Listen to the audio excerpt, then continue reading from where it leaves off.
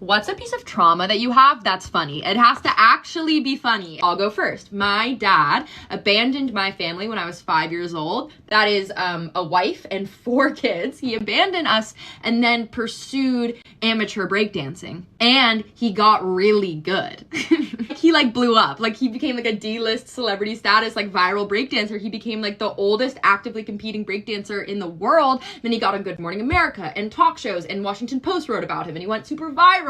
And he did all these interviews, and he danced with Paula Abdul. Here, I'll show you. Take a look at this 60-year-old breakdancer. Yes, 60 years old. Amazing. That's Beni-Hana. He's competing at a break. Beni-Hana on TikTok might have shared one of the most terribly traumatic yet objectively hilarious stories I've ever heard.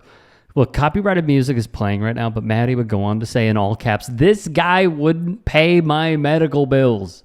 She would laugh and sing along to the music. And in another part of her video, she'd say, "The worst part? Dang it, he's good."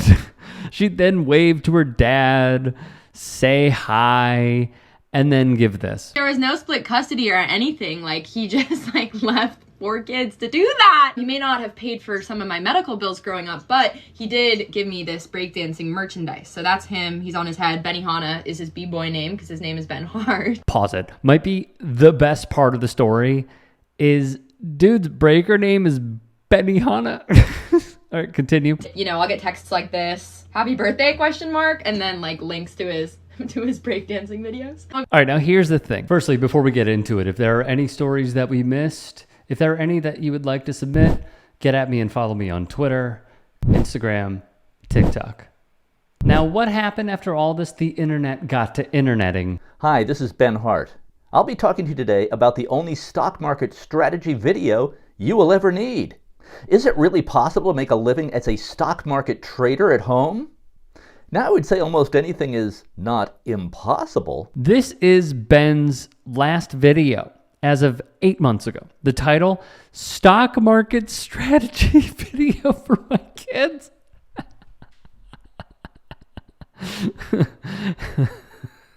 And he's getting roasted for it.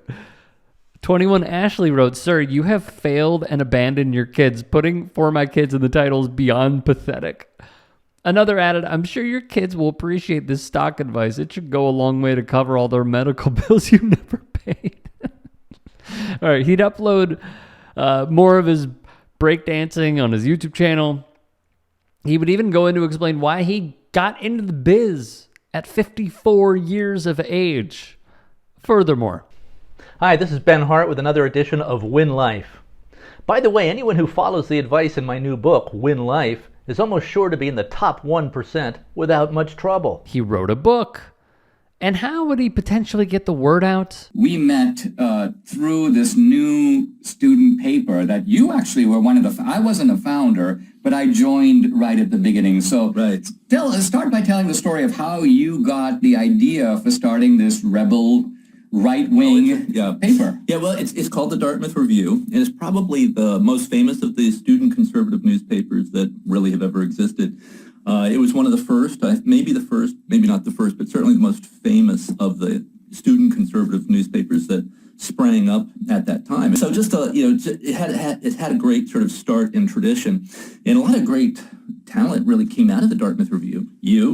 Laura Ingram was also joined the paper as a freshman. I met Laura her freshman year. She came into the offices of the Review, and she said, "I'm here to work on the Dartmouth Review. That's why I came to Dartmouth."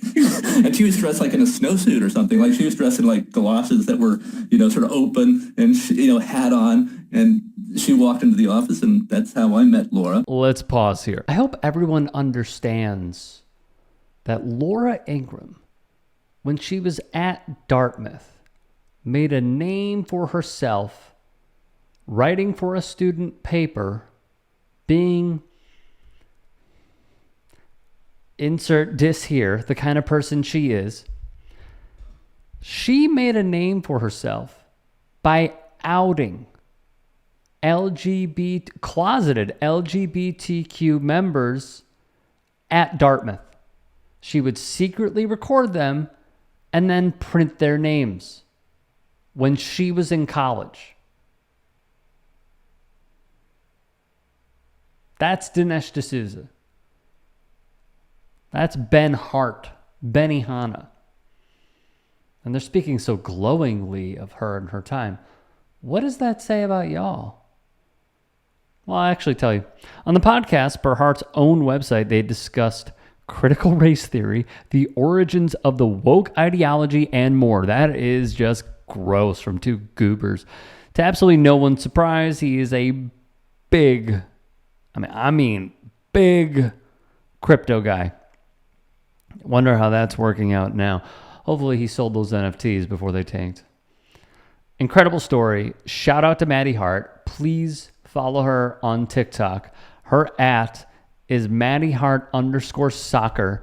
And I will be looking through the stitches on that app because this is beautifully disastrous and hilariously awful.